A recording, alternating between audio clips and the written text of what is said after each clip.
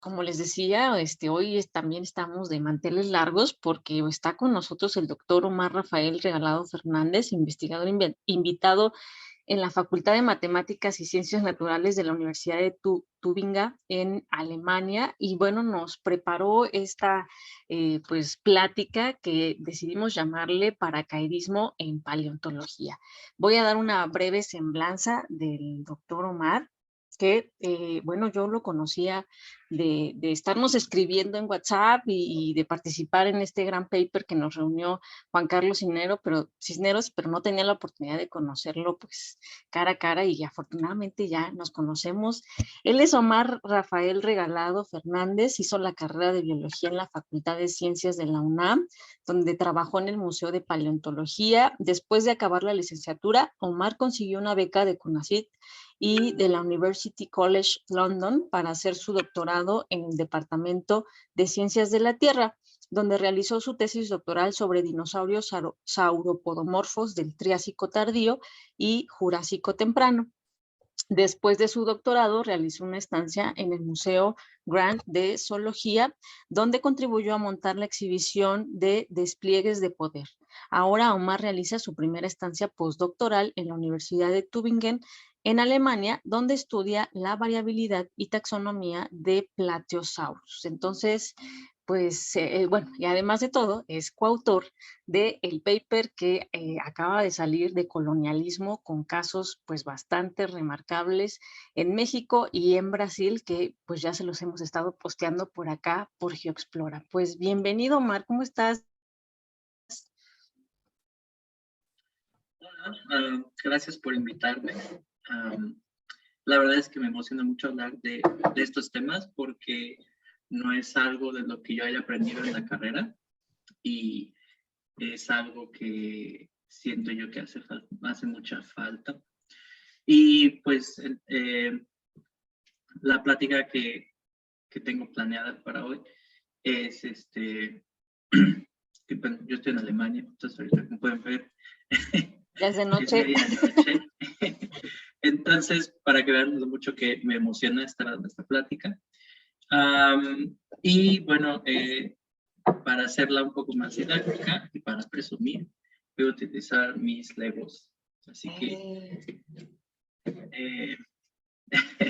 Genial. entonces, sí, empiezo de una vez. Sí, pues bienvenido. El espacio de GeoExplora es tuyo y muchas gracias por aceptar la invitación. Sí, como decía hace ratito, Omar está en otro uso horario, está en Alemania, entonces se está desvelando GeoExploradores nada más para que vengamos a hablar aquí de paracaidismo en la paleontología y por eso también es que lo hicimos una horita más temprano. Generalmente nuestros en vivos son a las 6 de la tarde y por eso es que decidimos hacerlo poquito más temprano para que no se desvelara Omar. Entonces, Omar, adelante, los micrófonos son tuyos.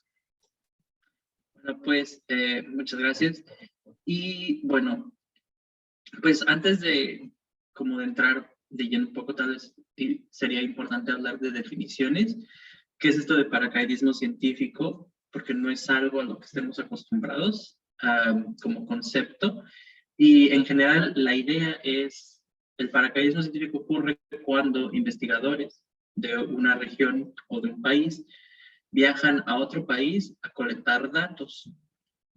Ahora, en general, el paracaidismo científico no ocurre simplemente cuando investigadores de un lugar llegan a otro y extraen datos. El paracaidismo científico ocurre cuando los datos son extraídos y se sacan de contexto. Es decir, por ejemplo, supongamos que yo hago una expedición y en esa expedición me encuentro un cráneo de tiranosaurus. Este es un modelo del cráneo de tiranosaurus que se encuentra en el Museo Field en Chicago, Estados Unidos. Y bueno, supongamos que yo viajé a otro país y me encontré esto. El problema del paracaidismo científico es que yo lo encuentro y lo extraigo de su lugar de origen sin tener en cuenta que los datos, el fósil en sí mismo no es lo que me da toda la información. Es decir, una vez que ya conseguiste un fósil, no nada más necesitas que se vea bonito y prepararlo, sino que también necesitas saber de dónde lo sacaste, en la columna estratigráfica, dónde se encontraba. Necesitas entender la geología del lugar, es decir, que a lo mejor este material está deformado, entonces hay que entender si hay procesos tectónicos visibles en la región, si hay evidencia de paleoambientes y un montón de otras cosas. Es decir, el fósil en sí mismo no nos sirve de mucho. Es decir, yo puedo ver que es un cráneo, puedo ver la estructura externa y la estructura interna del mismo, pero no puedo saber más allá de lo que está en el fósil. Su contexto es importante. Entonces, en términos generales, hablamos de paracaidismo científico cuando una expedición toma el material y lo remueve de su contexto. Y en general no hay, bueno, cuando ocurre esta acción de remover un fósil de su contexto, usualmente se está impidiendo a la comunidad local que se involucre con el material. Y por comunidad podemos entender no necesariamente a este concepto abstracto de la comunidad, hablamos de la comunidad científica local. En todos los países es posible encontrar alguna comunidad científica, aun si no trabajan con este espécimen en particular. Y es muy probable que esta comunidad científica ya haya hecho estudios sobre la geología, la estratigrafía, la sedimentología de esa región. Entonces, el fósil en sí mismo tiene un contexto y en el paracaidismo, este se extrae, se lleva a otro lugar y se descontextualiza. Y lo que genera son datos vacíos. Es decir, son datos que me van a decir a qué se parece este esqueleto, a qué se parece este cráneo, qué características lo hacen identificable, pero no me va a dar más información sobre procesos evolutivos, sobre su biología, sobre su ecología. Entonces hemos descontextualizado el fósil. ¿Cómo ocurre el paracaidismo científico? Bueno, en general ocurre cuando una comunidad científica no se quiere involucrar con la comunidad científica local. Es decir, quieren extraer la mayor cantidad de datos posibles sin tener que interactuar con las comunidades locales. Imaginemos entonces que yo hice mi expedición y encuentro esto, y en la urgencia de tener que hacerlo rápido, me llevo el cráneo y dejo atrás esto. Ahora, en términos prácticos, uno puede decir, bueno, o sea, si tú encuentras después esto, pues podrás saber que le pertenece a este cráneo. Sin embargo, eso no es algo que se pueda hacer, es decir, como paleontólogos no podemos saber. Es decir, si yo encuentro después esta mandíbula 5 años después y le pertenece a este cráneo y este cráneo ahora se encuentra en algún museo de otra parte del mundo, y yo los veo que encajan, no tengo en realidad ninguna forma de saber que encajan porque pertenecen al mismo individuo o que encajan porque pertenecen a la misma especie y son animales del mismo tamaño. A lo mejor es la conclusión lógica es que pertenecen y que deberían de encajar, pero como yo no encontré el cráneo junto con la mandíbula, a pesar de que estaban juntos, como yo no los encontré juntos, se han descontextualizado y se requiere muchísimo más trabajo para confirmar que en efecto este cráneo le pertenece a esta mandíbula y poderlos montar. Ahora, por mucho tiempo, este tipo de prácticas se ha justificado como, bueno, alguien tiene que haber encontrado el cráneo, o bueno, digo, si ya se encontró, pues le hace bien a la ciencia. Y justo el paracaidismo científico es eso. El paracaidismo científico introduce ruido. ¿Ok? Porque ahora ya tenemos dos piezas que pertenecían, que iban juntas, que al estar separadas, entendimos el cráneo antes que entender la mandíbula, pero ahora tuvimos que invertir esfuerzos en confirmar que el cráneo le pertenece a la mandíbula. Ahora, en casos más realistas, uno pensaría que, bueno, esto nunca pasa, sin embargo, sí tenemos un ejemplo de un dinosaurio que se llama Irritator, que eso fue justo lo que ocurrió. Bueno, pensamos que eso fue lo que ocurrió. De nuevo, a ciencia cierta no sabemos, una parte del cráneo se fue a otro lugar, la otra parte del cráneo se quedó en otro lugar y ha costado mucho trabajo determinar si son las mismas partes del cráneo que están separadas o si son dos especies que están muy relacionadas. Entonces no es un ejemplo tan hipotético. Estoy usando este modelo, pero ha ocurrido con otros especímenes. Es más difícil con invertebrados, porque una vez que se va el espécimen a otro lugar, se va completo, es más fácil encontrar invertebrados completos, y se hace difícil comparar si lo que hemos encontrado en otra región es idéntico. Entonces, bueno, eso es paracaidismo científico, y en lugar de explicar los argumentos que hay o que se han propuesto a favor y desmentirlos, simplemente voy a enlistar las razones por las cuales el paracaidismo científico es una práctica poco ética que tenemos que evitar. De nueva cuenta, cuando yo estaba en la carrera, este tipo de cosas no se discuten, casi no se habla mucho de ética, y siento yo que es muy importante que como científicos entendamos que cada cosa que hacemos tiene consecuencias, y hay que pensar en estas consecuencias a largo plazo. Entonces, usando mis juguetes, voy a continuar explicando las razones por las cuales el paracaidismo científico está mal.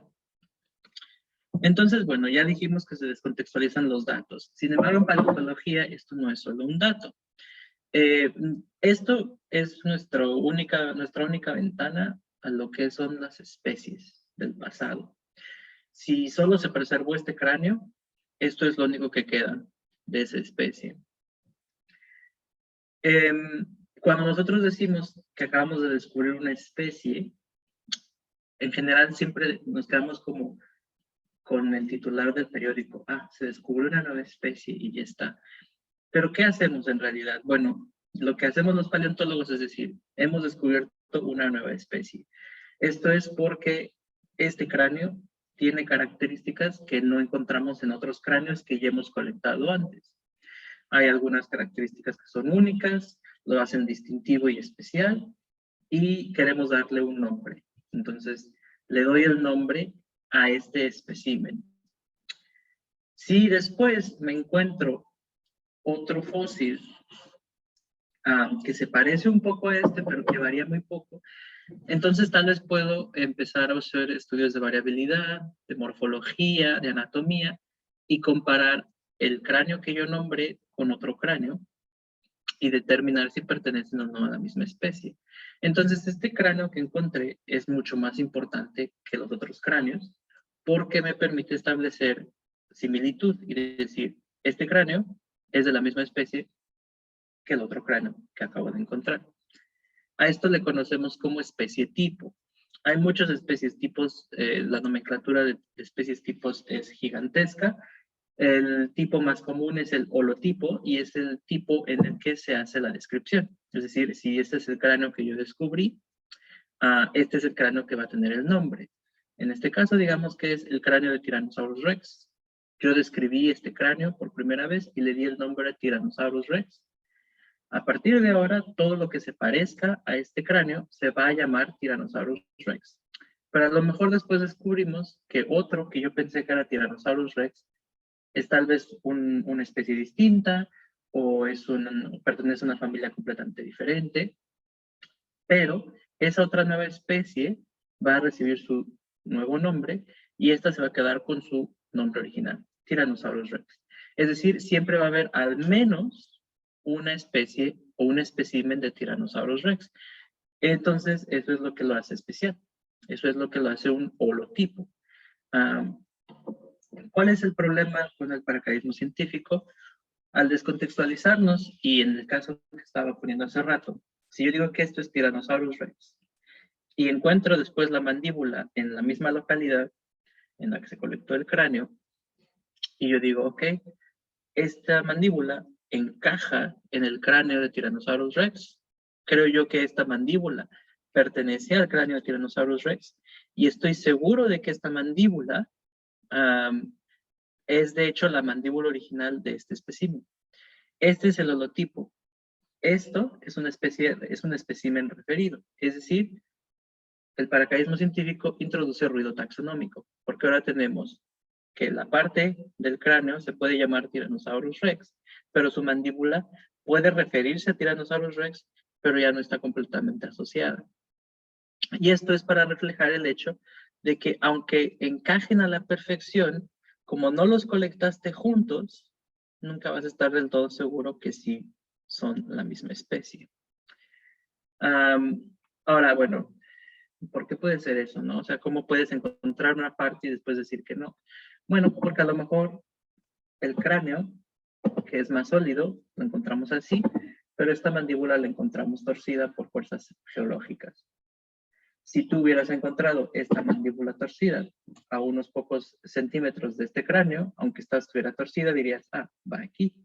Pero si esta está torcida, ya no tengo manera de decir del todo que pertenecían al mismo individuo y estoy introduciendo ruido taxonómico. La otra razón por la cual el paracaidismo científico es malo es porque esto tiene valor científico o valor epistémico. ¿Qué significa esto? Que si tú eres un científico de otra región, un científico o una científica de otra región y quieres estudiar a este espécimen, tienes que irlo a ver. Si tú encontraste otro cráneo, vamos a suponer que tú eres dueño de un museo y tienes este espécimen montado. Y quieres saber si este cráneo es idéntico al que se encontró de Tyrannosaurus rex para poder decir que tu especie que acabas de montar en el museo es Tyrannosaurus rex. Pues lo que tendrás que hacer es viajar a donde se encuentra el holotipo y comparar el holotipo con la nueva especie que acabas de encontrar. Ahora, para asegurar que la taxonomía es estable y que imaginen que cada año se revisara o que cada año cambia lo que pensamos sobre la clasificación de estos organismos y cada año habrá que estar revisando cuál es el nuevo cambio. Para no tener que revisar tanto, la primera especie que se describe es la que se queda como holotipo, sin importar si está más completa que la otra. Es decir, obviamente este es el esqueleto completo, este solo es el cráneo, este sigue siendo Tyrannosaurus rex y este va a ser referido a Tyrannosaurus rex, aunque este sea el espécimen completo.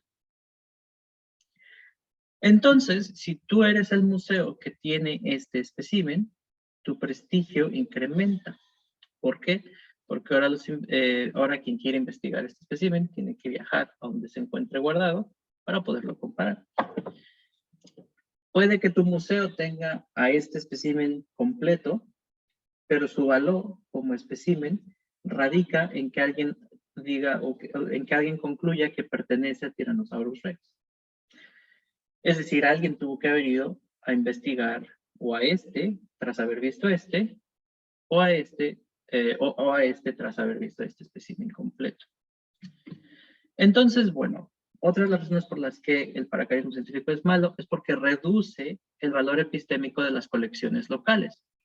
Vamos a suponer que tú colectas un espécimen y te llevas solo un espécimen y dejas atrás 15. Hay otros 15 cráneos, es decir, otros 15 de estos. Pero tú fuiste el primero y tú te lo llevaste y te lo has llevado a otro museo fuera del país y ahora se exhibe en ese otro museo y lo has convertido en el tipo. Bueno, como el holotipo está hasta allá, los otros 15 especímenes que has dejado en el país original, ahora, para poder confirmar que pertenecen a esta especie, habrá que ir al museo en el que este se encuentra, compararlo, regresar y hacer las comparaciones con los otros 15 especímenes. Es decir, el museo local puede tener una colección de esto completo, puede tener 15 de estos especímenes, pero su valor como museo es menor al que tiene este ejemplar, el holotipo. Entonces, una de las razones por las que la gente dice es que el paracaidismo ocurre porque en los países en los que son víctimas de paracaidismo no hay un desarrollo científico. En realidad es una especie de profecía autocumplida, porque si el holotipo no se encuentra en la región y yo tengo este fósil de Tyrannosaurus rex perfecto, pero no tengo dinero para ver a este holotipo, en realidad no puedo decir que es Tyrannosaurus rex. Puedo decir que se parece a Tyrannosaurus rex, puedo decir que es un pariente de Tyrannosaurus rex, pero no puedo decir que es Tyrannosaurus rex.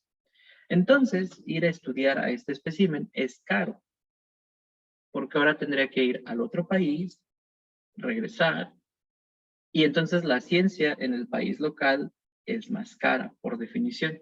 Porque si tú quieres estudiar tu espécimen completo, tendrás que compararlo con el espécimen parcial, el holotipo, para que tu investigación tenga la robustez necesaria. Y esto es súper importante porque no podemos simplemente hacer investigación sin el holotipo.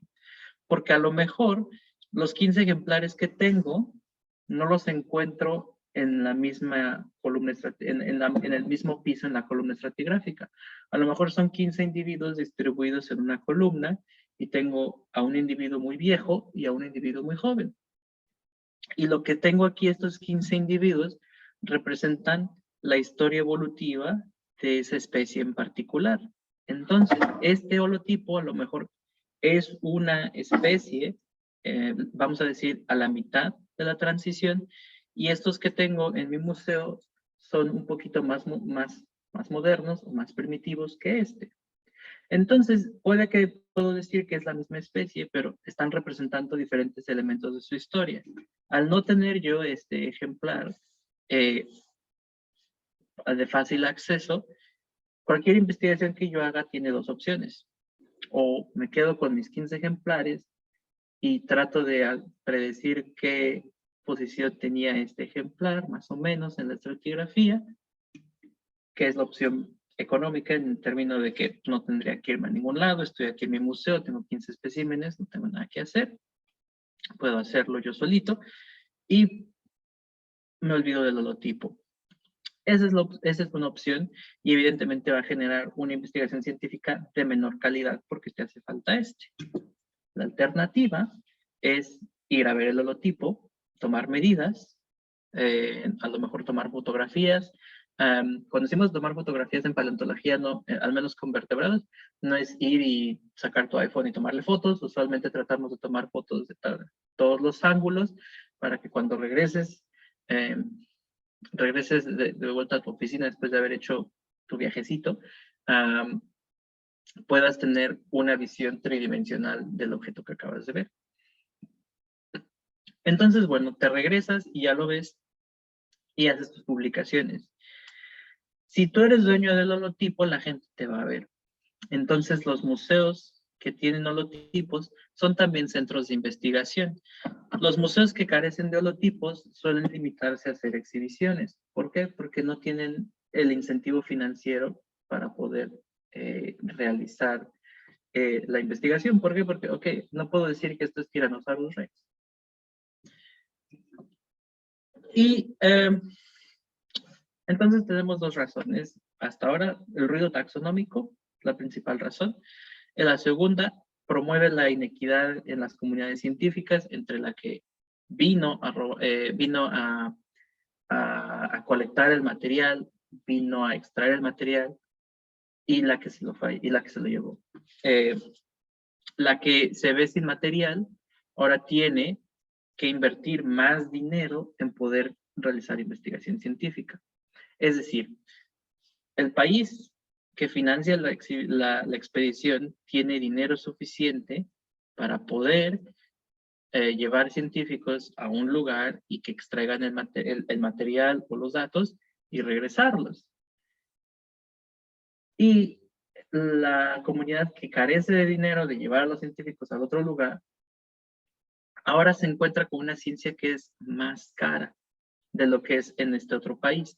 Es decir, el país con dinero se abarata su propia investigación y el país sin dinero ahora tiene que costear una investigación más cara. Es decir, el paracaidismo científico promueve la inequidad en las comunidades científicas. Y si tú siempre dices, bueno, es que yo estoy yendo a extraer material porque en esta región no lo extraen, es simplemente una profecía autocumplida. Es como un círculo vicioso.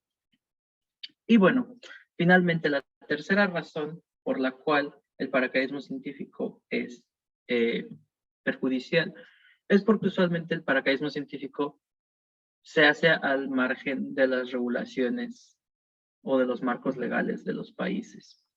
esa es la principal característica del paracaidismo científico, es que se hace como una alternativa a la burocracia. Es decir, claro, pude haber sacado visas, pudimos haber sacado permisos, pudimos haber contactado expertos, pero es más fácil simplemente llegar, ir, colectar y regresarnos. Entonces, se genera una especie de ruido legal. Es la extracción del material legal, fue ilegal, hubo lo que podríamos considerar robo de material, robo de patrimonio, saqueo de patrimonio. Se vuelve muy difícil tener este tipo de conversaciones y lo que genera es un daño a la cooperación entre comunidades científicas, porque ahora la comunidad científica de este país, del país con los 15 especímenes de tiranosaurios, pero sin el holotipo, va a desconfiar de los que vengan del país que tienen el holotipo. Principalmente porque si hay 15 especímenes, uno se pudo haber ido fácilmente al otro país. Este espécimen se pudo ir al otro país y este se pudo haber hecho el holotipo. Entonces, como este daño o esta especie de injusticia ha ocurrido en este país, el que la solución o lo que lo pudo haber prevenido haya sido tan sencillo como nombrar a este holotipo y hacer lo que llamamos un sintipo o un lectotipo o un paratipo u otro tipo de tipo. Se pudo haber ido al otro país sin dañar el estado de la comunidad científica de la que provino. Entonces, como es algo que podemos decir con un arreglo muy sencillo, va a generar desconfianza en la comunidad. Esto va a generar que se produzcan academias científicas que trabajan en secreto, academias científicas que se esconden cosas, academias científicas donde la cooperación entre grupos del mismo país se vuelve difícil porque si otros grupos del país consideran que esto que está ocurriendo en otra región es injusto, entonces van a empezar a alzar la voz sobre ese tipo de cosas. Las publicaciones puede que se hagan en un idioma que no es, o sea, a lo mejor estos se fueron a Francia o al Reino Unido o a Alemania o a Dinamarca. Las publicaciones se hacen en francés, en danés, en lugar de que se hagan en inglés para mantener el espécimen oculto, para que no se sepa o para que no haya problemas. Y entonces aquí nos estamos dando cuenta de por qué el paracaidismo científico es perjudicial, porque ahora ha dañado el modo en el que se hace ciencia en las dos regiones. Y no solo está teniendo una afectación a la persona que sustrajo el material a la región, también tiene el componente de que ahora la reputación de un país se ha dañado y hay desconfianza en el otro país. Entonces, ¿cuáles son las soluciones al paracaidismo científico?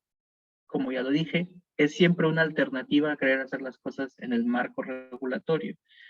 Si uno establece comunicación con la comunidad científica que tiene estos 15 dinosaurios, es más fácil que esta comunidad tenga acceso a las leyes, a los marcos regulatorios, que quiera colaborar.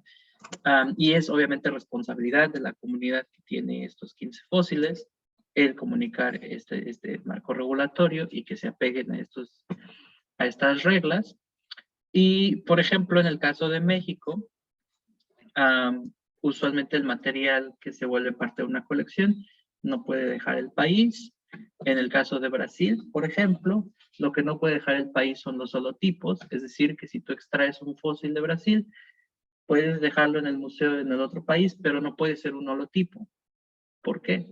Porque el despojarnos de holotipos hace cara a la ciencia en Brasil. Y bueno, la última razón por la que el paracaidismo científico es malo en este sentido es porque si no seguimos el marco regulatorio es difícil saber qué leyes están bien y qué leyes están mal y qué regulaciones tienen sentido y qué regulaciones son obsoletas. Si, por ejemplo, digamos que en esta misma colección yo tengo este otro dinosaurio, un Triceratops, y este es mi holotipo, y simplemente digo que el espécimen que tiene que quedar aquí tiene que ser el holotipo, puede que esto no evita que una persona se lleve el cráneo una vez que el esqueleto está montado, que se haya una especie de arreglo para que se lleven el cráneo, y ahora el cráneo, que es un holotipo, se va a otro país y aquí nos quedamos con el resto del cuerpo. Este tipo de actitudes se conocen como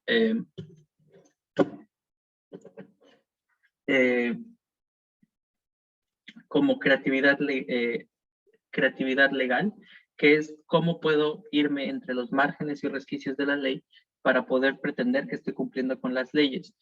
Si no hay seguimiento de las leyes, caemos en ese tipo de juegos y la comunidad local no puede decir, oye, tu ley sobre cómo se trata el patrimonio paleontológico no está cumpliendo el objetivo que tú esperabas. Entonces, es importante que existan estas comunicaciones para que la misma comunidad pueda decirle a sus propios gobernantes, oye, estas leyes no están funcionando, necesitamos actualizarlas, o estas leyes entorpecen nuestra colaboración con las otras comunidades científicas. De otro modo, el paracaidismo científico garantiza que las inequidades se perpetúen y que estas acciones continúen siendo autoexplicadas, es decir, este país no le importa, hace leyes muy complicadas y obsoletas, y su comunidad científica nunca tiene dinero, nosotros podemos resolver este problema. Y entonces el paracaidismo científico mantiene estas relaciones y el problema no se resuelve. El tener holotipos en la comunidad científica local ayuda a que otros científicos en otras partes del mundo vengan a estos museos, le da más valor epistémico a nuestros museos y a la larga incentivará a que haya financiamiento en la paleontología en nuestros países. Entonces, bueno, con esto quiero acabar la plática de hoy, en una especie como de tono alegre. Hay soluciones, no es un problema difícil de resolver, y lo único que uno tiene que hacer es pensar cómo va a afectar esto a la ciencia del futuro, es decir, a las generaciones que vendrán. Las acciones que estoy haciendo afectarán a esas generaciones en cómo se hace ciencia. Y si la respuesta es sí, entonces uno tiene que empezar a buscar alternativas y soluciones. Y en la mayoría de los casos, las comunidades locales ya tenemos esas soluciones a la mano. Solo es cuestión de que nos pregunten. Entonces, con eso quiero acabar. Y pues muchas gracias por dejarme traer mis juguetes. Sí, oye, qué buena plática, presumiendo los juguetes, que son los que acaban de llegar de Navidad. Muy bien. Oye, pues muy interesante lo que dices, sí, y me voy a lo primeritito con lo que empiezas, de que en la carrera nunca nos hablaron de estos temas. ¿Tú crees que se nos hacía como natural esta onda del colonialismo? A ti que fuiste estudiante igual que yo ahí en la Facultad de Ciencias y que, bueno, pues es una institución de renombre, por así decirlo, que está como muy actualizada en los temas, sentiría yo. No lo tocamos. ¿Tú por qué crees que haya sido? Yo creo que es como una cuestión de multifactorial, como casi todo en paleontología. Y creo que la razón principal es probablemente que nos sentíamos, porque algo que sí es cierto es que aunque estos problemas no los dimensionábamos en el contexto de colonialismo, sí era algo de lo que estábamos conscientes, es decir, sí eran prácticas que sabíamos que existían y que tratábamos de evitar.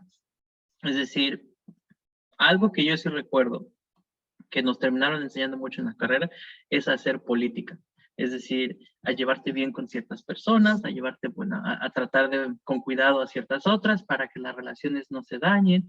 Y esto es precisamente por este tipo de cuestiones que son, que pueden generar desconfianza en la comunidad.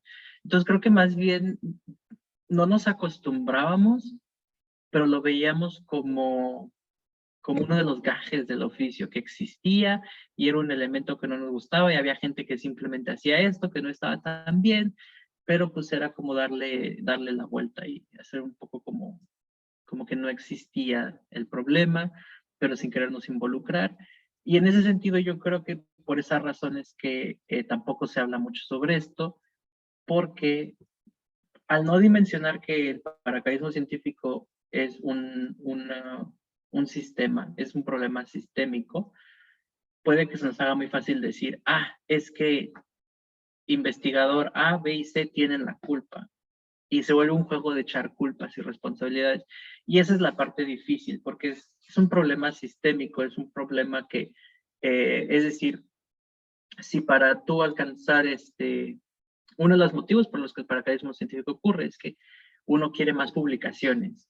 ¿Y cómo atraer publicaciones? Pues atraes investigadores extranjeros. Entonces les prometes algo a cambio para que, no sé, llévate este cráneo y publicamos juntos y mi carrera avanza. Entonces, de nueva cuenta aquí, ¿cuál es el problema? El problema es que las publicaciones, el sistema de publicaciones es muy anglocéntrico y esto va a motivar este tipo de prácticas. Entonces, al final de cuentas, se nos hace fácil echar la culpa a alguien en lugar de dimensionar que es un problema de fondo y que tomar responsabilidad en ese problema no necesariamente implica que alguien tiene la culpa.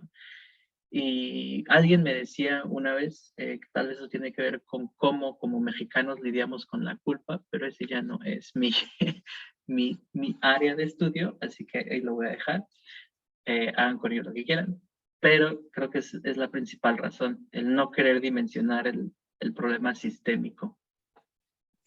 Oye, y la otra también que yo luego pienso es que paracaidismo suele llamarse cuando, pues, ahora sí que investigadores del hemisferio norte vienen al hemisferio sur a sacar datos, ejemplares, etcétera.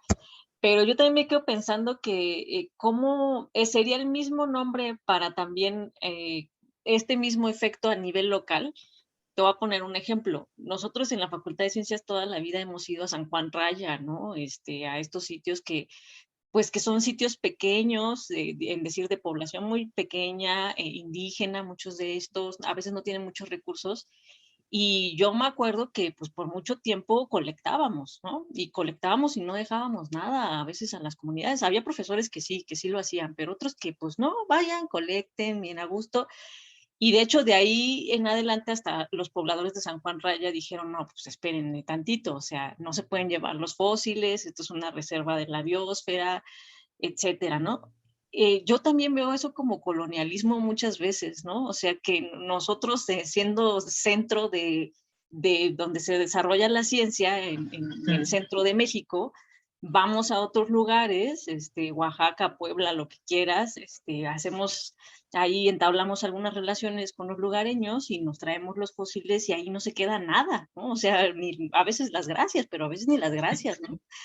Y también un ejemplo de esto, no sé si tú conoces Santana Telostoc, es un pueblo hermano de San Juan Raya, y ese es el más claro ejemplo de colonialismo que, o no, bueno, no sé si colonialismo o paracaidismo, porque ellos hicieron su museo comunitario a partir de que encontraron unas máscaras en unas cuevas y que Lina vino y se las quitó. Y ellos se sintieron tan mal de que les quitaran esa como parte de su identidad y de su cultura, que decidieron, como Lina les dijo, no, pues ustedes no lo pueden tener aquí porque esto se necesita llevar a un museo.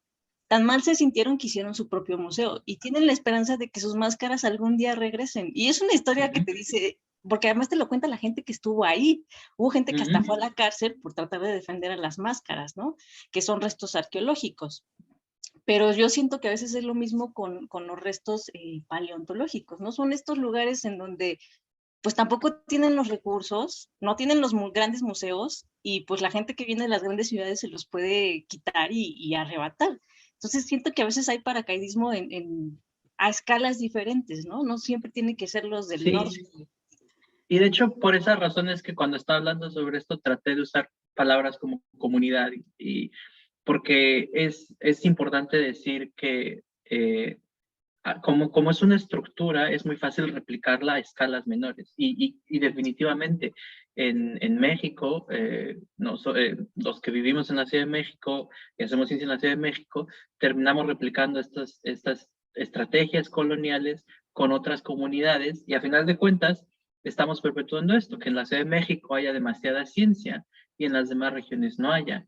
Y de hecho es una de las razones por las cuales otras regiones en México se sientan atraídas con hacer paracaidismo científico o permitir paracaidismo científico con otros investigadores para tratar de reequilibrar este tipo de situaciones.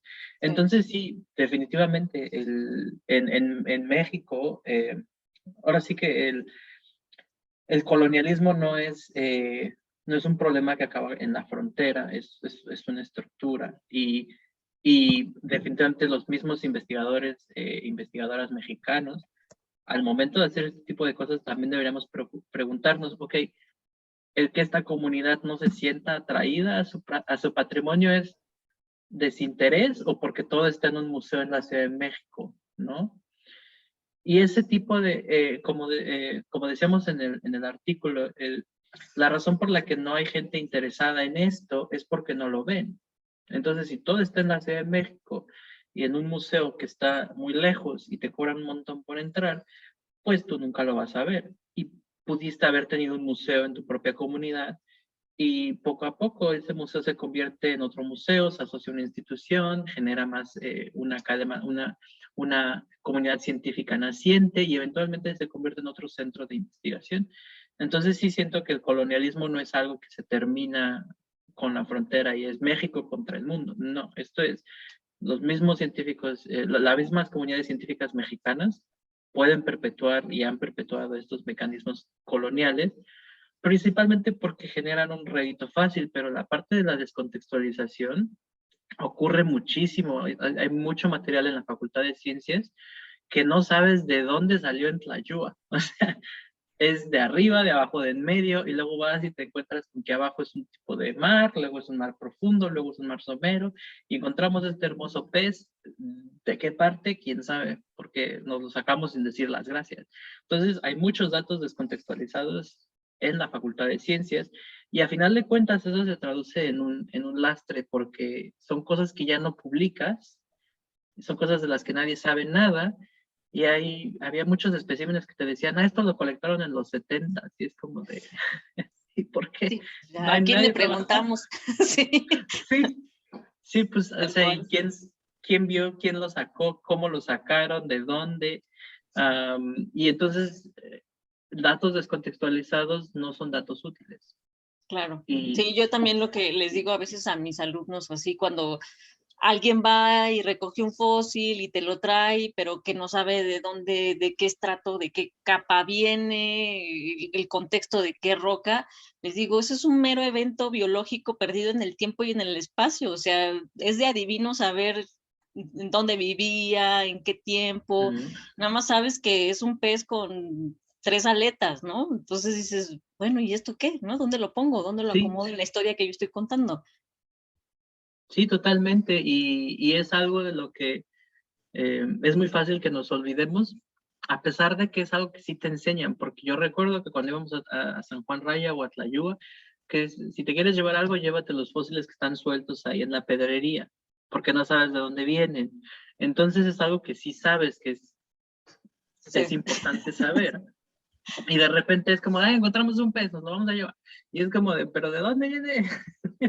Sí, sí, sí. Y es este tipo de como doble pensar, es decir, saber que esa es información necesaria, pero a la hora de la hora nos gana la emoción, el fósil está muy bonito y nos lo queremos llevar, y es algo que es como la necesidad del coleccionista, es decir, yo lo quiero tener y me lo quiero llevar porque yo lo encontré, y no, la ciencia no es de coleccionistas, es, Exacto.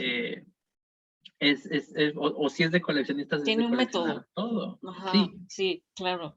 Y la otra que te iba a decir, ay, se me fue ahorita la onda, pero al final también esto va generando un mercado negro, ¿no? O sea, que venga gente de otro lugar a ver qué cosas bonitas hay, empieza a generar un mercado negro bien intenso y también que empieza a ser como Frankensteins.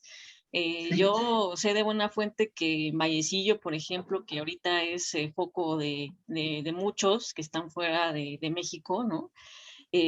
Hay canteros que están trabajando y que de repente pues les pagan más si si ven algo raro, si ven algo grande, si ven algo que llame la atención, y pues se les hace fácil de repente pues armar una nueva especie, ¿no? ¿Por qué no? Y eso también pues trae muchas consecuencias para la paleontología.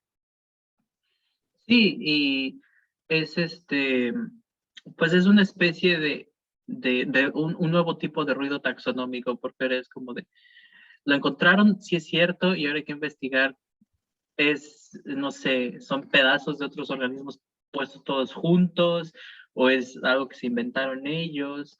Y justo el problema del mercado negro es porque a final de cuentas estas cosas tienen valor. Y a veces siempre se nos dice como que, ay, es que son solo fósiles. Pero de nuevo es un doble pensar, porque nosotros sabemos que no son solo fósiles, tienen un valor. Hay museos que pagan un montón de dinero por tener holotipos.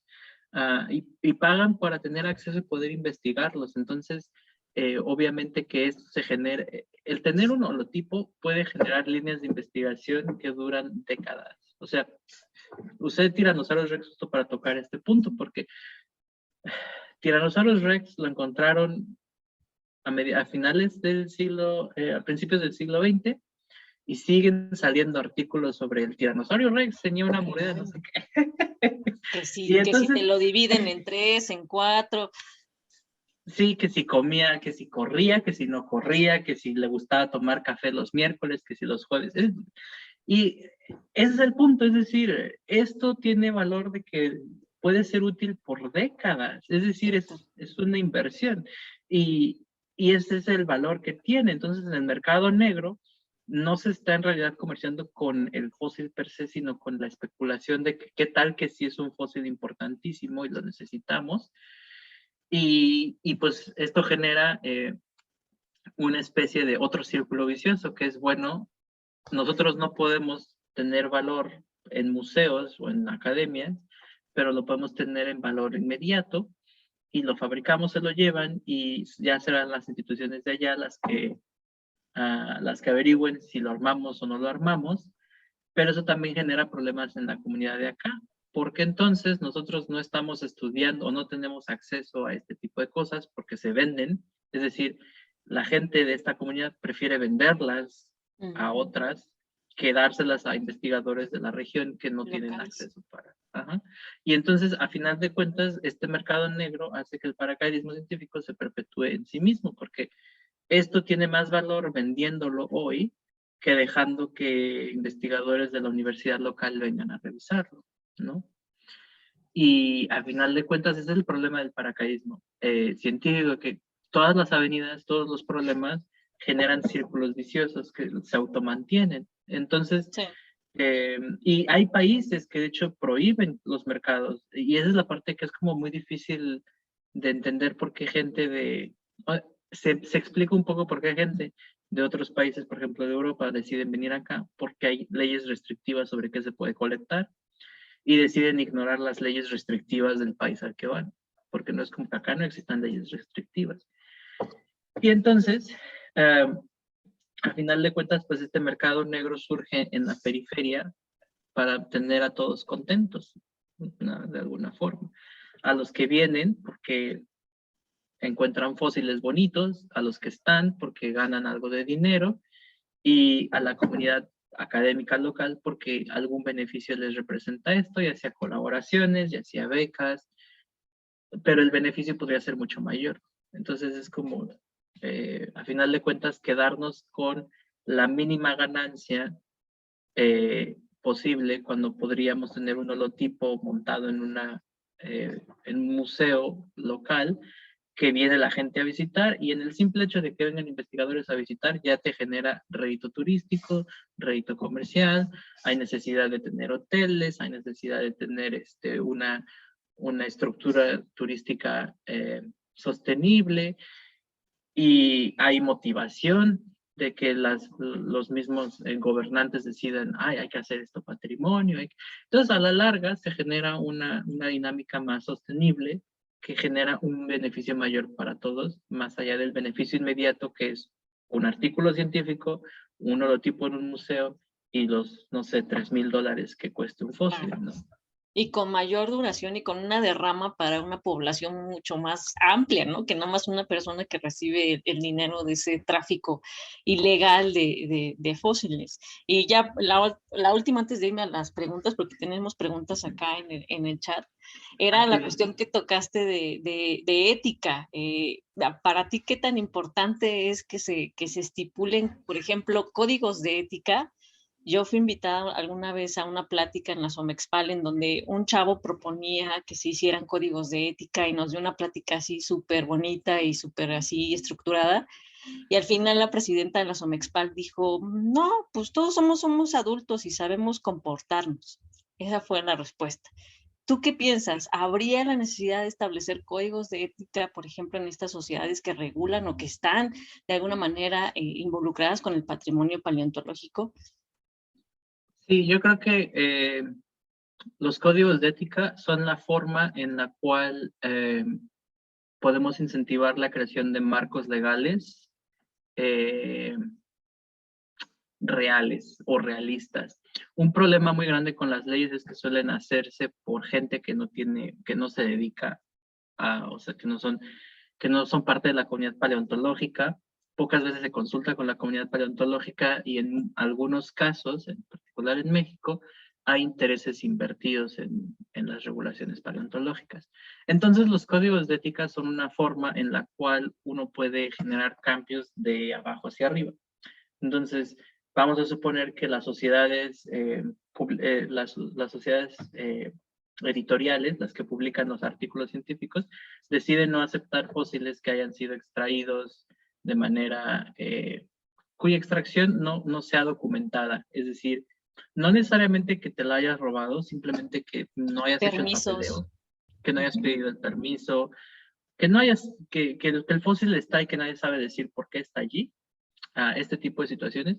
Si no puedes demostrar este tipo de cosas, la gente se vuelve cuidadosa por default, porque es, pues si no, lo que me genera la ganancia es esta publicación y si no lo puedo publicar porque no sé de dónde lo saqué, entonces me voy a ser más diligente en saber cómo cumplir con estos requisitos. En el caso de sociedades, si las sociedades deciden, por ejemplo, en el caso de Myanmar, poner un moratorio en publicaciones o presentaciones que involucraran el ámbar extraído usando explotación laboral por parte de las Fuerzas Armadas. Si se prohíbe que se publiquen este tipo de cosas y va en general a desmotivar a que se exporte ese material y eventualmente va a generar una cadena que, bueno, la gente que lo extrae de manera ilegal ya no ve ningún valor en extraerlo y el problema se mitiga. Entonces siento que los códigos de ética son una forma de forzarnos a hacer las cosas bien y eventualmente eso se va a traducir en un código legal que diga, ok, esto funciona, hay que hacer esto. Vas a pedir beca del CONACYT, vas a quererte ir a no sé dónde, entonces entregamos un papelito que diga qué va a pasar con esto. Y a final de cuentas, los códigos de ética son la única forma en la que nosotros podemos saber qué funciona y qué no, porque a final de cuentas, no hay una consecuencia, en el caso de la consecuencia legal, lo único que ocurre es o te encuentras un buen abogado que te encuentra los resquicios legales o pagas una multa. Y entonces esas son tus consecuencias. En un código de ética se invierte un poco más porque está tu reputación, está la reputación de tu comunidad, está el que la comunidad a la que representas pueda continuar haciendo ciencia. Entonces la parte ética tiene un peso mucho mayor que la parte legal. Y esa es la razón por la que siento que los códigos de ética son súper importantes, porque al final, y esa es la razón por la que siento que el decir cosas como, es que ya somos adultos, pues si somos tan adultos, entonces no tenemos por qué tener problemas en que se nos diga cómo se hacen las cosas, ¿no? Y al final de cuentas, este problema nunca es porque todos los adultos se comporten mal, solo necesitamos que uno no esté haciendo las cosas para que todo se vaya, todo se vuelva un desastre. Entonces siento que los códigos de ética son súper importantes porque nos dan, es más, no me voy a ir muy lejos. Yo cuando salí de la UNAM me dijeron que me leyeron un juramento que decía que la ciencia sin ética hace tiranos.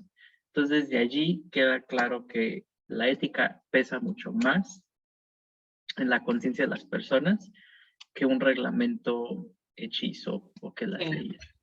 Sí, no, va tu persona de por medio, ¿no? O sea, lo que Sí, sí. lo que dicen de ti en una comunidad en la que supone que eres un integrante.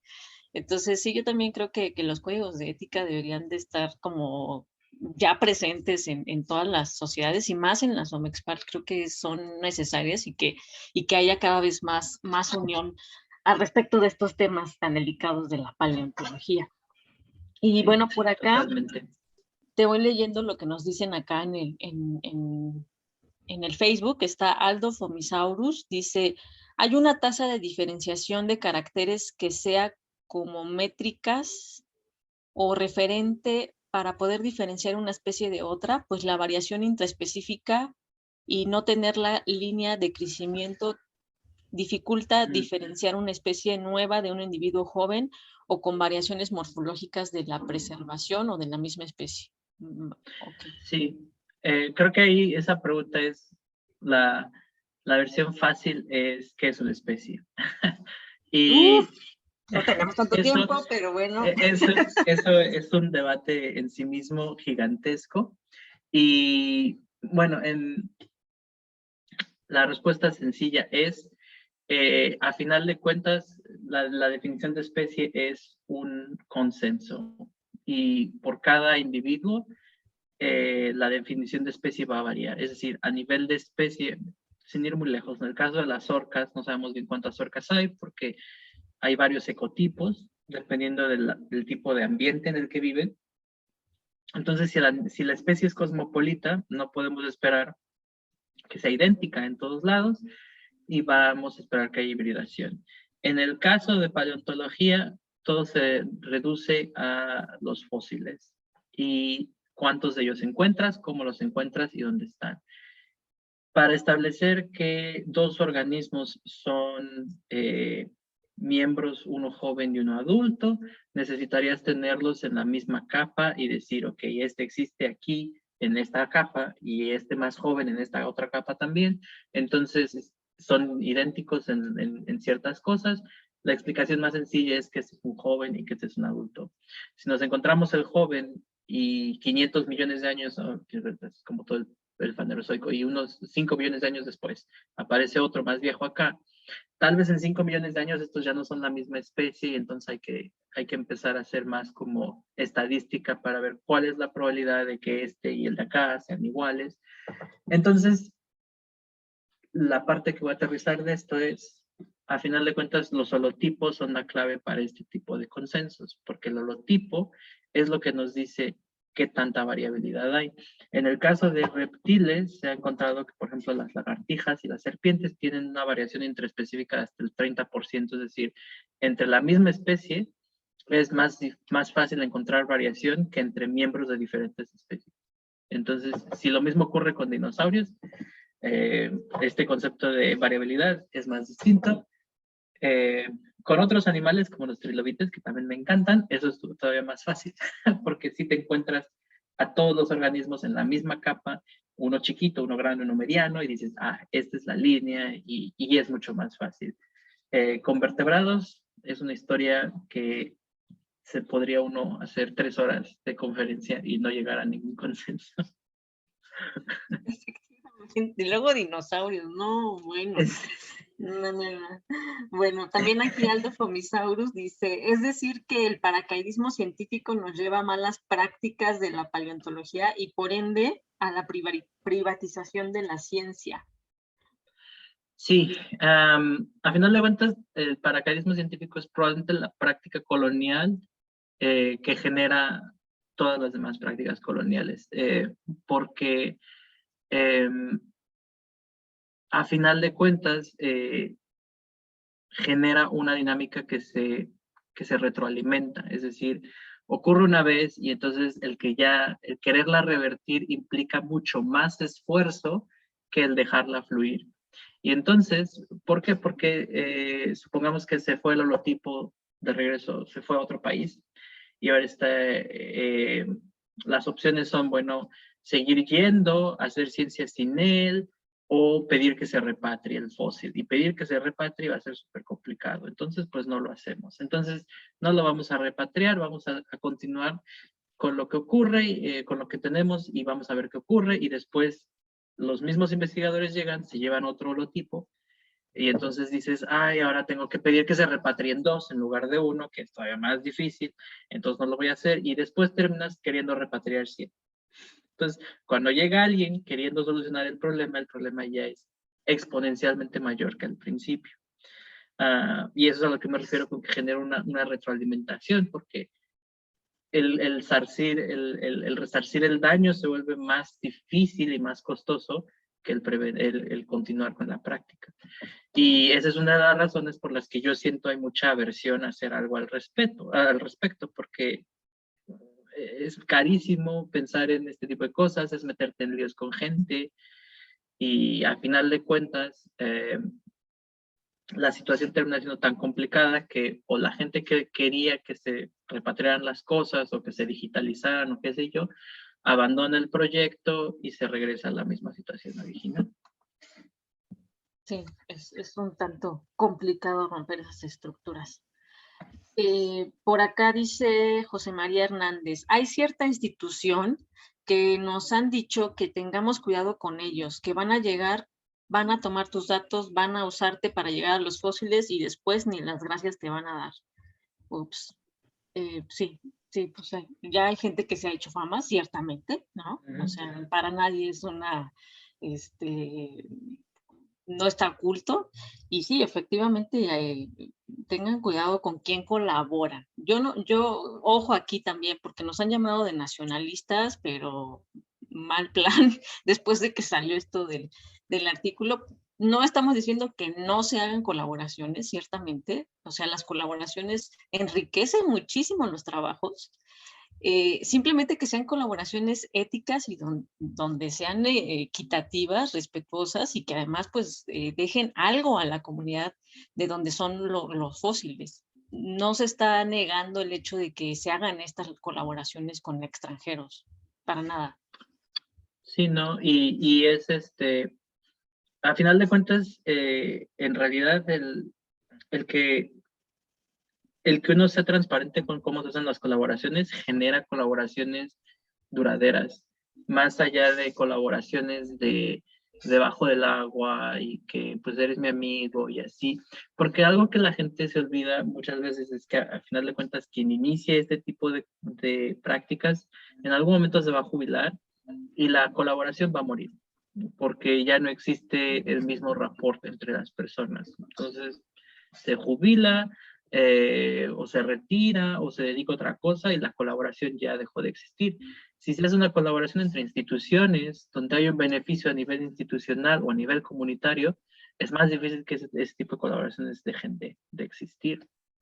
Entonces sí siento que hay que tener mucho cuidado en que no se trata de que no haya colaboraciones, es de que estas colaboraciones se tienen que hacer de una manera en la que haya un beneficio para las dos partes, ¿no? Y no estamos necesariamente diciendo, ah, pues ahora que se queden todos los especímenes aquí en México. Y es como, pues no, no tenemos la infraestructura, queremos tener nuestra propia infraestructura. Hay que empezar desde abajito y poco a poquito y empujarla y así, pero tampoco queremos no tener nada con que empezar, ¿no? Y ese es un poco por qué tenemos ahora esta, le llamaban en Twitter brecha generacional, porque es como, pues los de esta generación nos estamos dando cuenta que muchas de estas colaboraciones que se supone que existían ya no existen, porque las personas involucradas ya no se dedican a esto, y entonces ya no hubo rédito, y esta colaboración, pues un poquito de mentiras. Sí, cierto, totalmente cierto. Por acá está Felisa Aguilar Arellano. Hola. Saludos, Felisa. Dice, de acuerdo a lo que comentan, entonces, ¿deberían de reestructurarse las prácticas de campo, ya que parte de estos materiales son recuperados bajo esa forma? Lo que decíamos de las Sí, prácticas. yo digo que las prácticas de campo son una de las cosas en las que necesitamos enfocarnos a nivel institucional, a nivel individual, cómo se hacen las prácticas de campo, qué se colecta, cómo se colecta, y cuál es el valor de esa colección, porque muchas veces siento que las prácticas de campo tienen la finalidad de generar acervos más grandes en la colección y terminas teniendo un montón de ejemplares que nadie ha visto, nadie va a ver, nadie tiene tiempo de preparar, no hay dinero para preparar, se van a quedar ahí guardados. He visto en ciertos lugares pilas y pilas y pilas de amonites, unos encima de la otra, porque no hay tiempo de prepararlo, no hay quien lo haga, no hay dinero, no hay un proyecto, se colectaron como parte de una práctica de paleobiología y se acumularon y nadie tuvo nunca el proyecto como, y qué se colectan y ahora qué se hace, ¿no? Entonces sí, yo siento que las prácticas de campo, si uno quiere tratar de cambiar esto de lo más abajo que se pueda, a nivel práctica de campo es súper importante porque sí se nos enseña mucho esta idea de ir, colectar, poner en frascos y regresar. Y no hay siempre un proyecto como y esto de qué va a servir, quién va a trabajar con esto. Incluso siento que, por ejemplo, hacer una práctica de campo, no sé, estoy como así pensando en voz alta, pero una práctica de campo donde tienes un estudiante de doctorado y esta práctica de campo va a permitirle tener datos o un proyecto que llevas haciendo 5 años y eh, eh, es un transecto generacional, entonces cada año vas y tomas muestras y hay un proyecto detrás y esa práctica de campo tiene una utilidad, más allá de colectar por colectar. Sí, estoy de acuerdo con eso. Necesitamos ver y poner códigos de ética a nivel más asignatura. O sea, cada De hecho, academia. la facultad me parece que ya tiene estos códigos para las prácticas de campo, ya nos regulan más en ese aspecto, porque yo me acuerdo que, híjole, las generaciones pasadas, incluso la mía, pues colectábamos y lo llevábamos al laboratorio y ahí se podía quedar empaquetado 3, 4 semestres, nadie le daba seguimiento, entonces pues se volvía así como que, ¿tú para qué colectas, no? Entonces, ahora ya está un poco más regulado y pues sí ya te tienes que plantear así como que, bueno, ¿cuál es el objetivo de esta colecta? ¿Para qué lo vas a querer, no? Porque además estos chavos es un semestre el que están pasando y que a lo mejor ni se van a dedicar a la paleo y imagínate, o sea, cada semestre 30 personas de un grupo colectando ejemplares, o imagínate de 10 grupos que generalmente son los de paleo, ¿no? Entonces se hace un mundo de gente colectando nada más por colectar. Entonces sí, yo siento que sí hubo un momento en donde, sí, eso, se colectaba por colectar. Afortunadamente ahora se está regulando más. Ya no, en mi caso, con mis estudiantes, yo ya no colecto, nada más como que vemos, medimos, dibujamos, porque dices, como, ¿para qué les pido que colecten? Además, esto es una reserva de la biosfera, ¿no? Y más bien como que mételes el contexto de cuáles son los datos importantes que tienes que ver ahí en la roca, antes de que empieces con tus manos a escarbar y a quitar y todo, ¿no? Entonces, sí, Sí, yo creo sí. que esta parte que dice, que pregunta Felisa, yo creo que es importante también, de exponer también el caso de los científicos que colectan. Ay, por acá tengo otra pregunta. Ah, mira, por acá está Rubén Rodríguez de la Rosa, que también fue coautor del paper. Dice, saludos, Omar. Como se dice coloquialmente, de toda da la vida, la viña del Señor, y existen prácticas varias en diversas instituciones del país. No obstante, esta publicación, entre paréntesis, colonialismo, otorga pautas que podemos aplicar en casa, pues sí, desde México, que sí, yo creo que es lo importante. Si queremos hacer algún cambio, tenemos que empezar desde aquí. Sí, yo creo que es algo que siento yo que hubiera querido que nos dieran más crédito cuando salió la publicación, que de verdad nos fuimos al traducirla, o sea, nos pusimos a traducir leyes mexicanas al inglés No, para que la hombre. gente las pueda leer. Es decir, nosotros entendemos que el problema es difícil en ambos lados y de nada sirve que haya un marco regulatorio en México que los mexicanos no siguen. Es súper importante que prediquemos con el ejemplo y a la larga esto va a generar, pues todos aquí en México nos hacemos a la costumbre. Ay, ahora hay que ir y firmar permisos y pedirle permiso al Consejo de Paleontología antes de ir y colectar y no sé qué. Y alguien llega y dice, oye, me quiero llevar estos fósiles, va a ser como de, a ver, no. Alguien mándame que haga el papeleo. porque alguien se tiene que ir a pelear allá con los escritorios de la secretaría y yo no quiero ir. Y eso generaría estas dinámicas, es decir, el que se nos impongan a nosotros y nosotros decir, hay que hacerlo de esta manera, va a generar que quienes vengan se acoplen a este sistema. Y siento yo que es muy importante que seamos nosotros los que, nosotros tenemos que tener esta iniciativa con nosotros mismos y nuestros estudiantes antes de pedírsela a las demás personas. Sí, pues hay que predicar con el ejemplo, ¿no? Si nosotros como mexicanos no Realmente. seguimos estos nuevos lineamientos que sacó el Consejo Nacional de Paleontología, que están en su página y los pueden ver, están en español, y en el artículo, pues Omar se tomó el atrevimiento de traducirlos al inglés, que digo atrevimiento porque, híjole, qué trabajo tan arduo, y también las leyes, las tradujo y pues hizo un gran trabajo para que ahora sí que no haya pretexto de que no, yo no entiendo el español.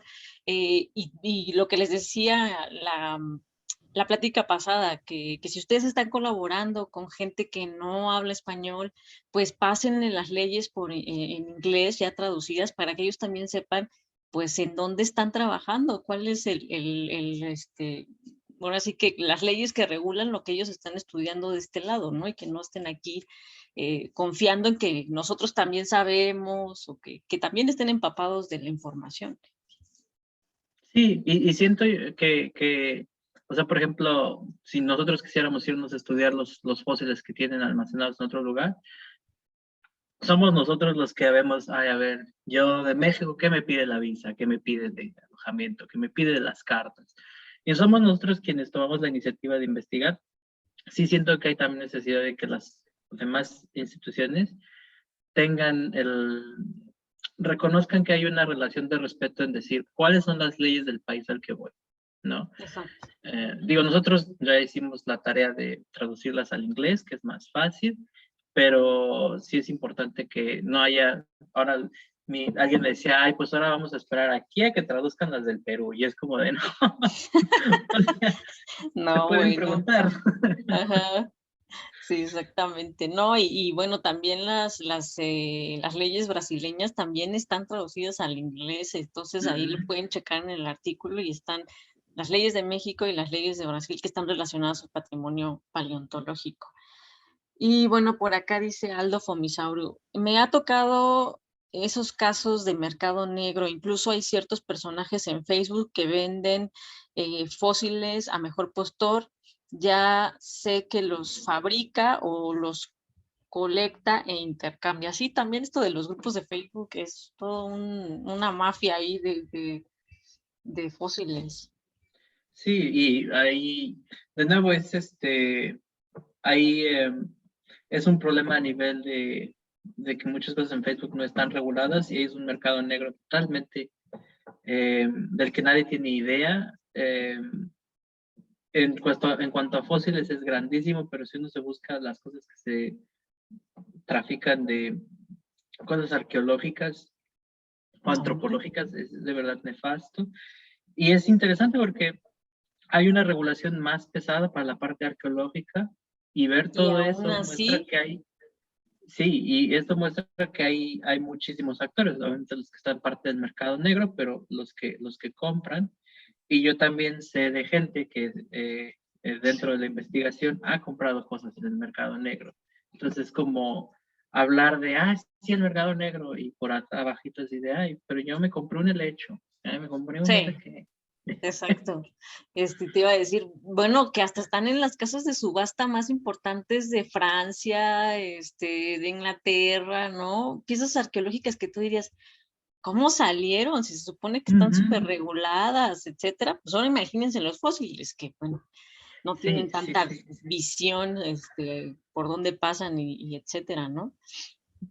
Por acá dice Feliz Aguilar Arellano. De ahí la importancia de una adecuada divulgación y en donde debe hacerse énfasis de que no solamente son los fósiles, sino todo el contexto, porque mientras esa idea permanezca, se fomentan las búsquedas, la extracción y con ella la venta de los mismos.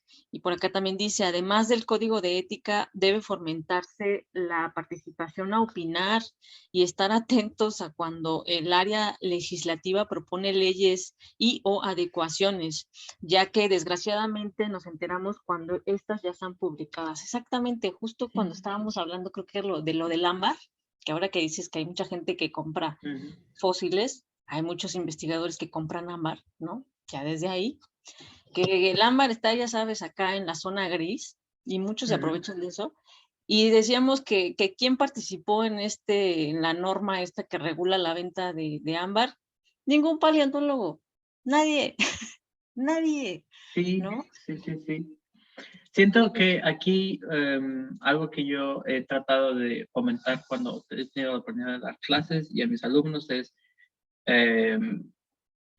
a mí, por ejemplo, cuando yo estaba en la carrera, la parte de leyes siempre me parecía tan tediosa, pero es súper importante que como científicos nos hagamos a la idea de que es nuestra profesión y nosotros tenemos que estar involucrados en cómo se regula esta profesión, no dejar que otros vengan y nos digan, ay, es que esto se hace de esta manera.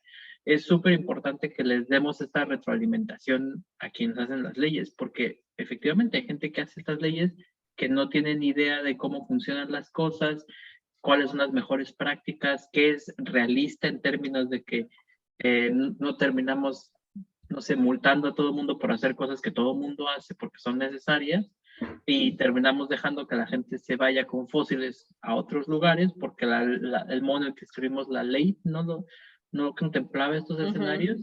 Entonces es súper importante que nosotros mismos estemos súper conscientes de cuáles son las regulaciones y obviamente lo fácil es a nivel nacional, pero cuáles son las regulaciones paleontológicas a nivel estatal, a nivel municipal, qué se supone que hay que hacer en donde yo vivo. Si encuentro un fósil, ¿qué se supone que tengo que hacer?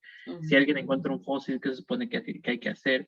Y si uno se dedica a la paleontología, uno tiene que ver, ok, hoy se discute en el Senado leyes de patrimonio nacional. ¿Qué se dice de la paleontología? ¿Es algo que queremos que se diga? Y hacer más sinergia con gente por ejemplo, con abogados o con gente que estudia leyes, involucrarnos con esta área de las humanidades porque es súper importante que seamos nosotros quienes hagamos nuestras propias regulaciones y no que sean otras personas que no tienen idea de cómo funciona y usualmente hay un interés invertido en regular ciertos aspectos de la paleontología. Sí, pues sí, luego salen con Realmente. grabados inusuales y uno se queda así como que, ¿cómo? Si son Yo no fósiles, sabía no me si cambies el podía decir, concepto. no sabía si lo podía decir en el canal, pero Claro, sí. claro, es En que es eso parte. pensaba. O sea, En los luego, fósiles inusuales allá en Nuevo los León. grabados inusuales en Nuevo León, que hazme el favor, ¿no? Por acá dice Jesús Ángel Bejar Apaza. Buenas noches, les saludo desde mi querido Perú. Considero que no se debe recolectar por recolectar, sino recolectar con un fin y un propósito. Oh, efectivamente, y Perú también cambió de leyes y está también pues dando un giro importante en la regulación de su patrimonio paleontológico. Sí, y es súper importante esto de no colectar por colectar. Es muy poco, en realidad muy poco de la paleontología surge de ir y colectar y ya está. Cuando uno, y no es como una idea nueva, o sea, si uno le gusta la historia de la paleontología y se va tan lejos como la famosa guerra de los huesos, la guerra de los huesos fue saber de dónde venían todo lo que se estaba colectando. El primer mastodonte que se descubrió en Estados Unidos, Teddy Roosevelt organizó una expedición, bueno, él quería encontrarlo vivo, la gente que sabía que no iban a encontrar vivo, pero se colgaron de eso, pero era como de a ver de dónde salió, o sea, siempre ha existido esta idea de dónde sale el material que encontramos, ¿no? Y incluso es algo tan común, es algo que se entiende tanto que hay, si alguno quiere aprender a leer el libro del mundo perdido, el original, bueno, el del siglo XVIII, del siglo XIX, el mundo perdido, toda la historia empieza porque alguien encuentra un huevo de pterosaurio y hay que ir hasta Venezuela para ver de dónde vino, o sea, es como el espécimen en sí mismo no me sirve Ya y no no va a tiene generar. valor. Necesito ahora ir y organizar una expedición a Venezuela. Entonces, desde el inicio del colonialismo, esta idea de que el fósil en sí mismo no es útil ya existía. Entonces, no son como ideas nuevas nuestras de esta generación. Es algo que es, si vas a hacer paleontología, un hueso así solito no me sirve. Ujú. Sí, toda la razón. Por acá también dice Rubén Rodríguez de la Rosa, respecto a la regulación de las prácticas, dentro de la docencia es simple. Como docente en una universidad se debe enseñar a los alumnos la buena praxis y señalar la mala praxis. Debemos de formar paleontólogos, no personas que vivan de la paleontología, puesto que no es lo mismo. Efectivamente, que vivan de la paleontología. Efectivamente, yo creo que no sé en otras instituciones cómo estén lo de las colectas, pero bueno, yo al menos les puedo decir que en la facultad se han regulado de unos años para acá, y no tiene mucho. Sí, yo me acuerdo que cuando yo estaba, se empezaba a hablar sobre cómo hacer las colectas y creo que me tocó hacer colectas solo en una práctica de campo. Así, colecta de si respira y se mueve, va a la jarra. Sí, no, Solo bueno, yo creo una que yo vez. hice de todas, ¿eh? De animales, de plantas, de protistas, o sea, de todas y se colecta. Y pregúntame dónde está ese material. Exacto, sí. Eh, es es, y siento que es una parte que incluso a nivel profesional falta mucho porque mucha gente está obsesionada con datos, datos, datos, datos, datos. Y luego tienes todas estas publicaciones con datos sin contexto que, o sea, es como, pues sí, los publicaste, pero en realidad no sirve, o sea, se pierde la parte de replicabilidad porque no sé dónde lo sacaste, cómo lo sacaste, cuándo fue, eh, y todo esto, o sea, es un paper y ya, y no me permite hacer nada más con esto. Se pierde el material, ya no se sabe dónde está, no se sabe dónde se puede sacar más. Entonces contribuye a la crisis de replicabilidad totalmente. Entonces esto es algo que se tiene que enseñar a los alumnos como algo que beneficia la práctica científica en general, no solamente la paleontología. Ujú. Interesante. Y por acá Jesús Ángel, que también es nuestro seguidor de Perú, dice, en este caso un proyecto bien organizado y elaborado, se refiere a de colectar por colectar, Ujú. y es arduo traducir del inglés al español. Yo he traducido una parte de un libro de palio en inglés para un trabajo y es todo un reto. Debemos organizarnos bien antes de recolectar por la pura emoción. Efectivamente, creo que todos estamos en el mismo mood de que pues eso ya pasó a la historia, o es parte del pasado, esto de andar recolectando por todos lados. Y bueno, pues para cerrar la plática, Omar, pues, ¿cómo ves el futuro? ¿Cómo ves qué repercusiones tendrá este paper para futuro en México, Brasil? ¿Cómo ves que la paleontología vaya a dar un cambio, que o sigamos viendo estos casos de paracaidismo plus colonialismo? ¿Cómo Ujú. crees que vaya a desarrollarse esto? Bueno, es un poco más como lo que yo espero. Sí espero que eh, creo que lo que espero como producto más inmediato es que se haga más normal tener pláticas sobre ética en todos lados. Eh, ya sea, por ejemplo, como parte de los programas de doctorado, como parte de los programas de maestría, que se haga más normal hablar sobre prácticas éticas en la ciencia en general, que se haga, por ejemplo, divulgación de la ética de la ciencia, como lo que estás haciendo tú ahorita, esto de que haya foros dedicados especial y específicamente a la ética, eh, que son cosas que siempre vemos como discursos abstractos que no llegan a nada. Y aquí lo que hicimos, algo que a mí me gustó muchísimo en el artículo que escribimos, es que le dimos esta robustez cuantitativa que le encanta a los científicos a Ujú. una cuestión ética. Y siento que eso es algo súper importante porque estamos haciéndolo como normal, es decir, no hicimos una revisión de la literatura, esto es lo que encontramos y propusimos cómo solucionar estas cosas.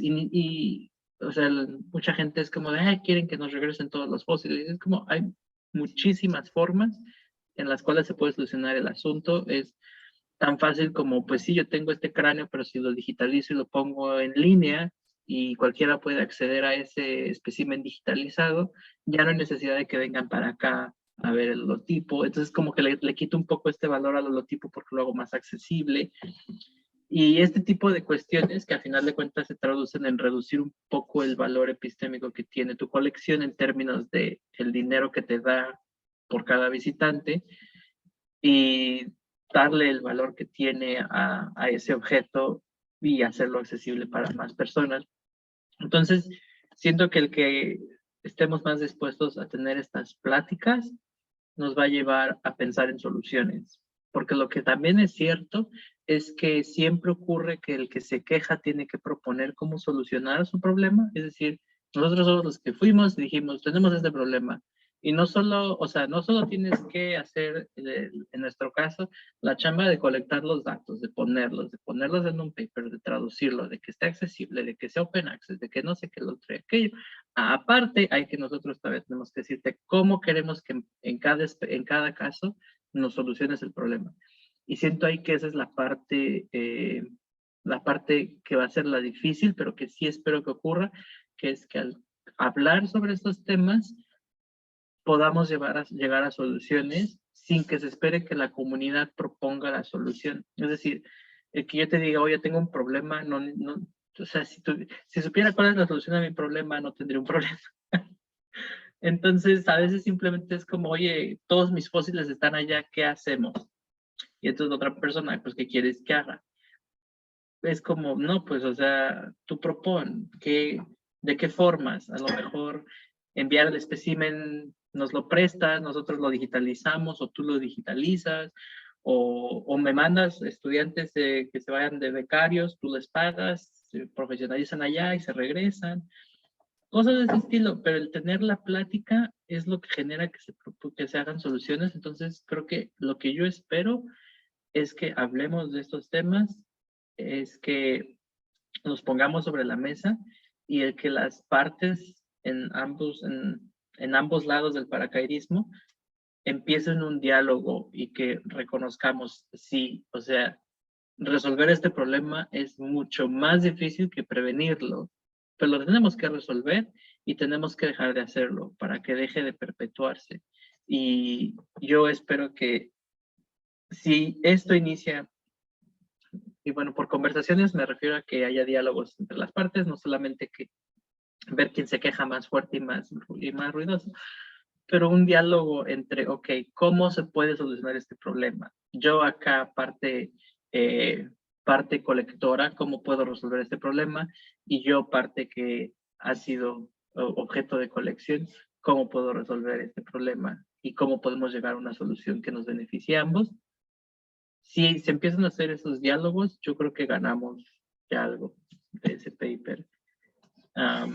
Y yo creo que sí veo más a las comunidades científicas en general más abiertas a que, por ejemplo, en Europa ya va a haber 3 congresos de paleontología y en todos van a haber talleres de ética. Entonces siento yo que eso ya empieza a ser como un cambio en la narrativa de cómo se hace ciencia para las nuevas generaciones.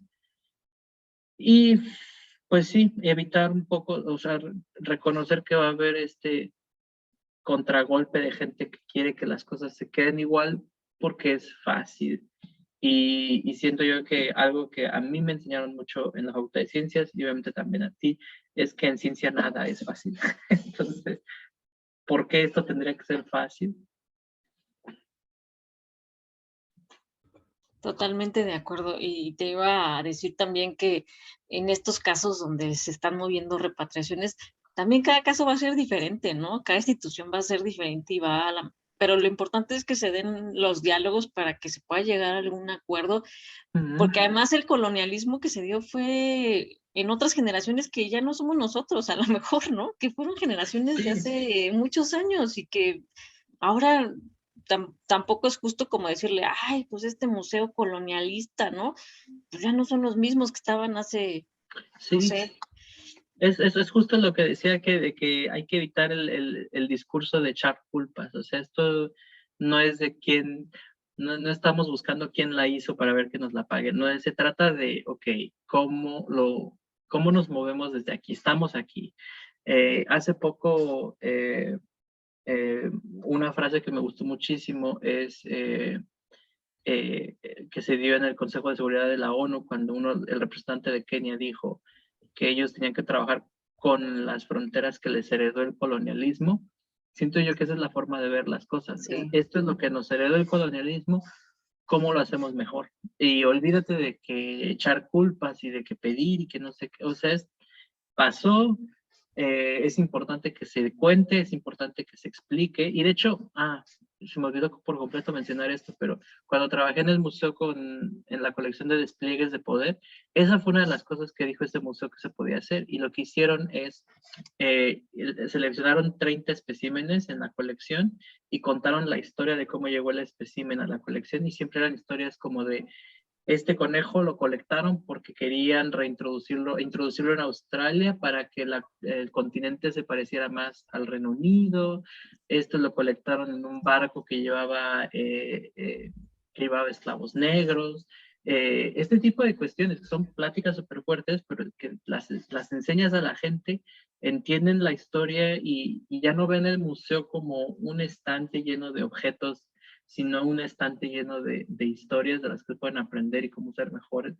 Y siento yo que esa exhibición a mí me cambió muchísimo porque es algo tan sencillo como contar la historia de esos objetos y darles el contexto en el que vinieron, y era súper fuerte porque en muchos casos los especímenes ya no tenían contexto como dato, así de dónde vinieron, su contexto fue cómo los llevaron, y eso también se volvió muy poderoso porque es algo que también podemos contar, que el colonialismo existió, que hubo víctimas, que hubo gente que sufrió, que hubo consecuencias que seguimos pagando en la actualidad, pero eso no significa que hay que estar en la mentalidad de, ay, pues ahora esta institución totalmente colonialista, no hay que cooperar con ellos. Es como, no, no, no, o sea, lo que hay que hacer es, este es el colonialismo, velo, está feo, está horrible, cómo nos movemos de aquí. Y siento yo que esa es la parte importante, estamos aquí, esto es lo que nos toca, cómo podemos darle a las generaciones que vienen una ciencia de calidad distinta a la que nosotros tenemos. Es decir, lo que nos heredó el colonialismo, cómo construimos a partir de ahí. Y esa es, siento yo, que es la parte fundamental. Es olvidarnos de que fulanito hizo y sutanita no hizo, y Sí. O ya, robó eso más, o ya, robó menos. sí. A final de cuentas, ¿quién robó más, quién robó menos? Es como de, da igual, ¿cómo lo regresas? ¿Cómo se resarce el daño? ¿Cómo evitas estas prácticas? La otra plática de quién es la culpa y eso no nos va a llevar a ningún lado. Porque, como te decía, el problema con la parte legal es que te puedes contratar a un abogado que te encuentre cómo es que no violaste la ley. Sí, tal Y cual. ya está. O que te den una multa y ya está. Eso no son consecuencias. Las consecuencias son este colonialismo que existe, está. Nosotros podemos ser partícipes también de prácticas coloniales y es importante que lo tengamos muy en cuenta. No es un enemigo de afuera hacia adentro, nosotros también podemos ser partícipes de prácticas coloniales. Simplemente hay que mirárnoslo y decir, ok, pues existe, ¿cómo lo desmantelamos? ¿Cómo lo deconstruimos? ¿Cómo lo hacemos mejor? Esas son las conversaciones que importan. El Sí, quién lo hizo, quién no hizo, pues ya pasa a ver. claro. Sí, sí, totalmente de acuerdo. Y bueno, pues si quieren seguir a Omar en las redes sociales, él está muy activo en Twitter, siempre tiene hilos muy interesantes sobre este tema, hay muchos más de paleontología, si lo quieren seguir por allá. ¿Cómo te encontramos en Twitter? En Twitter encuentran como @math, MATH, chaos, CHAOS. Ok, perfecto. Pues si lo quieren Math. seguir por allá y también por acá en Facebook, pues... También tengo, he estado iniciando un Ah, sí, blog, es se llama cierto, tu blog. el blog del Platiosaurio. Entonces ahí también de repente pongo cosas sobre divulgación paleontológica que usualmente no tiene nada que ver con dinosaurios, para que la gente vea que hay más paleontología afuera de los dinosaurios. Y se llama Blog del Platosaurio para atraer gente. Pero sí es mi proyecto de divulgación y si me quieren seguir ahí también, siempre contesto. Pues sí, ahí ahorita se los ponemos en el chat si lo quieren seguir. Y sí, ahí ahorita los dejo, Aldo Fomisauri. Si dejen por acá las redes, sí, ahorita se los pongo por ahí por el chat. Y te quiero agradecer mucho, Mar, ya te desvelamos. ¿Qué horas son allá? Como las 2 de la mañana. Van a ser las 2, pero yo... Como si tuviera sido una fiesta. Sí. O sea, tú tranquilo. Bueno, pues muchísimas gracias. Esperemos que les haya gustado esta, pues muy interesante plática. Y el próximo jueves me toca a mí a hablar de Aquilolabna. Sí, ya sé, el tema es cabroso, pues nos lo vamos a echar el próximo jueves, no se lo pierdan y bueno, esperamos que les haya gustado. ¿Alguna palabra para despedir este Facebook, Omar? Pues nada, muchísimas gracias. En verdad siento que este tipo de espacios son súper importantes y a todos a los que les llame la atención hacer ciencia, de verdad espero que este mensaje de hay que hacer ciencia con ética se lo tomen muy en serio. Y pues nada, muchas gracias. Bueno, adiós exploradores, nos vemos pronto. Bye.